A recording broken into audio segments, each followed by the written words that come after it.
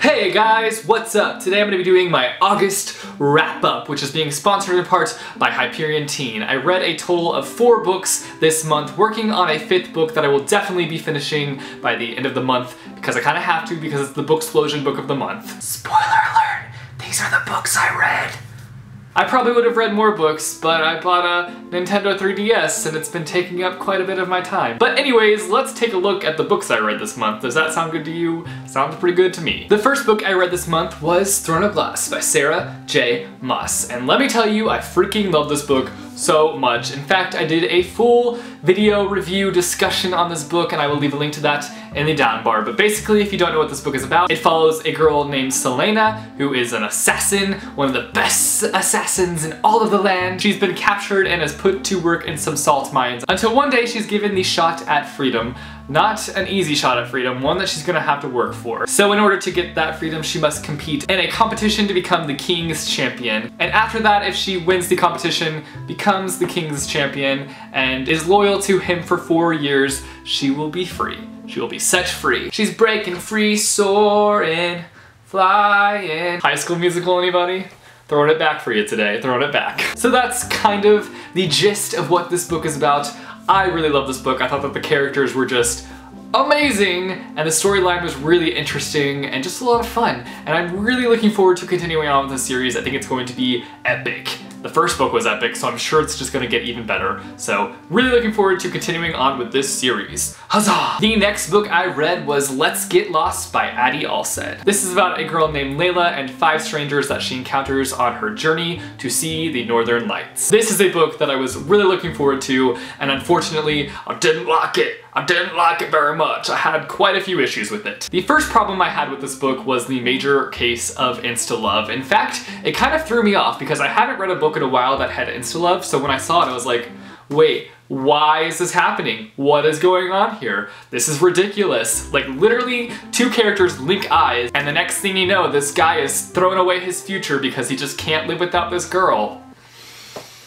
Really? Really? Really? Really? Really? Why? Why? Why? One of the other problems that I had with this book was the main character. I just felt like we didn't really get to know her that well, and it was kind of hard to really connect with her and to kind of understand her because she's having all these different experiences with different people, but you're not learning about her in the process, you're learning about the other people. And even at the end, when we have a story that's solely focused on the main character Layla, you still really don't learn that much about her. I feel like I'm making this book sound terrible. It wasn't terrible. I actually really enjoyed my time reading it, but there were just quite a few things that I didn't really like about it. But I will definitely be picking up future books by Addie Allsed because he is a very talented writer and I'm interested to see what other books he has to put out there. Next up, I read The Wizard Heir by Cinda Williams Chima. The Wizard Heir follows a boy named Seth who keeps getting kicked out of school. Every time he attends a new school, something chaotic happens and he finds himself being kicked out of the school. So Seth is sent to this boarding school called Havens and he just thinks that this is just going to be another temporary school, that something crazy is going to happen and he's going to be kicked out of the school, until he finds out that he's a wizard and that the other kids at the school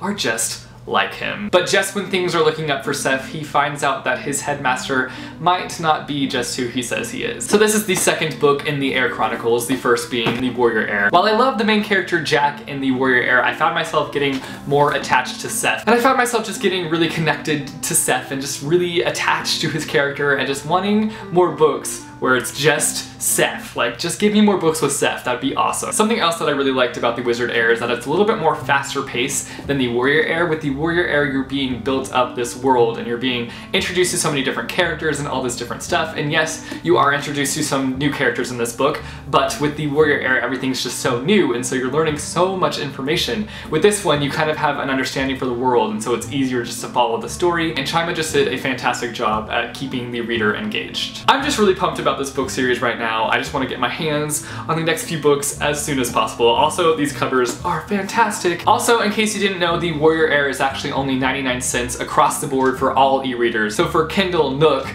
iBooks, stuff like that, this book is only 99 cents. So go treat yourself and buy this book for 99 cents. The next book I read with Katie from Vincent Van Stop, and that is A Wrinkle in Time by Madeline L'Engle. That is a hard name to pronounce, let me tell ya. This book is about a girl named Meg, her brother Charles Wallace, and their friend Calvin, and their adventure to find Meg's father.